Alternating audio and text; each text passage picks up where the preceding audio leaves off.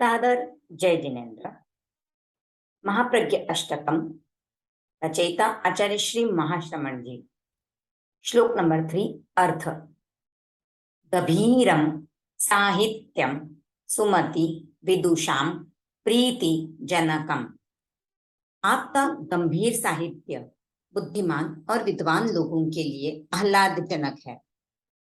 आचार्य श्री महाप्रज्ञ जी ने जो साहित्य रचा था वह लोगों के लिए गंभीर प्रतीत होता था, यानी वह साहित्य विचारशील, थोड़ा दार्शनिक भाषा लिए हुए रहता था, कुछ गंभीर तत्व की बातें उसमें होती थी। अर्थात विचारशील साहित्य बुद्धिमान और विद्वान लोगों के लिए आह्लाद का विषय था, यानी उनको उस साहित्य को पढ़ के खुशी का अनुभव होता था, उसमें उन्हें रस आता था। आचार्य महाप्रज्ञ जी जो लिखते थे दार्शनिक भाषा में, वो उनको बहुत ही पसंद आता था।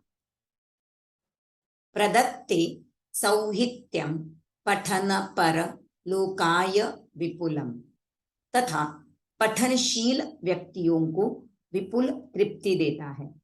यानी उनका जो साहित्य था, जिन्हें पढ़ने में रुचि है, जो स्वाध्याय करना चाहते हैं या नए नए ऑथर्स के थॉट्स प्रोसेस देखना चाहते हैं, पढ़ना चाहते हैं, समझना चाहते हैं, अपने ज्ञान का भंडार भरना चाहते हैं, ऐसे व्यक्तियों के लिए उनका साहित्य बहुत ही उपयोगी होता था और उनको एक सेटिस्फेक्शन देता था, इनर सेटिस्फेक्शन मिलता था उनको पढ़ के कि हाँ, हमने किसी अच्छे विचारक के विचार पढ़े हैं या हमें साहित्य मंथन करने का मौका मिला है, ऐसी उनको खुशी या ऐसी तृप्ति उनको मिलती थी।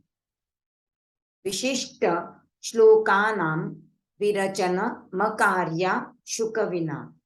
आपने आशु कविता के माध्यम से विभिन्न छंदों में विशिष्ट श्लोकों की रचना की है। आशु कविता एक ऐसा उपक्रम है जिसमें ऑन द स्पॉट आपको एक टॉपिक दिया जाता है और उसके ऊपर आपको कविता करके प्रस्तुत करनी होती है। आचार्य महाप्रज्ञ जी इस कला में निष्णात थे। सिर्फ निष्णात नहीं कह सकते, वह संस्कृत में आशु कविता कर देते थे। हिंदी राजस्थानी तो उनके लिए बहुत ही सरल था, पर संस्कृत भाषा में आशु कविता करने की उनमें कला थी और उस आशु कविता के माध्यम से उन्होंने विभिन्न छंदों में विशिष्ट श्लोकों की रचना की है। छंद अर्थात मात्रा की गणना के अनुसार जो पद्य बने हुए होते हैं, यानी उनमें मात्राएं भी स्पेसिफिक उतनी ही या उतनी ही क्वांटिटी होनी चाहिए, इतने ही नंबर्स होने चाहिए, ये भी छंदों की खासियत होती है। तो ऐसे विभिन्न छंदों में उन्होंने ऐसे विशिष्ट श्लोकों की रचना की है। महाप्रज्ञ पूज्यो जिनपति स्वरूपो गुरुवरः। ऐसे पूज्य गुरुवर महाप्रज्ञ तीर्थंकर के तुल्य है।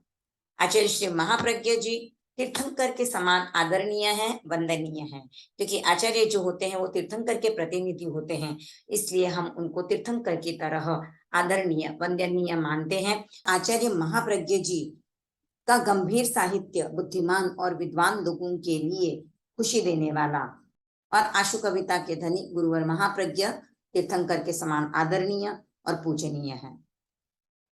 अर्थ। श्लोक नंबर 3। आपका गंभीर साहित्य बुद्धिमान और विद्वान लोगों के लिए आह्लादजनक है तथा पठनशील व्यक्तियों को विपुल तृप्ति देता है।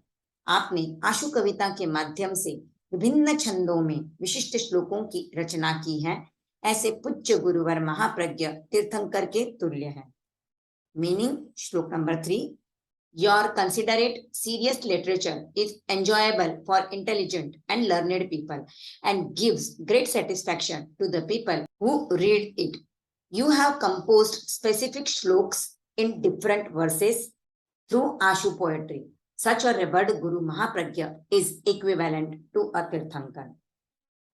Gabhiram Sahityam सुमति विदुषां प्रीति जनकं प्रदत्ते सौहित्यं पठन परलोकाय विपुलं विशिष्ट श्लोकानां विरचनमकार्याशु कविना महाप्रज्ञः पूज्यो जिनपति स्वरूपो गुरुवर। ओम अरहम।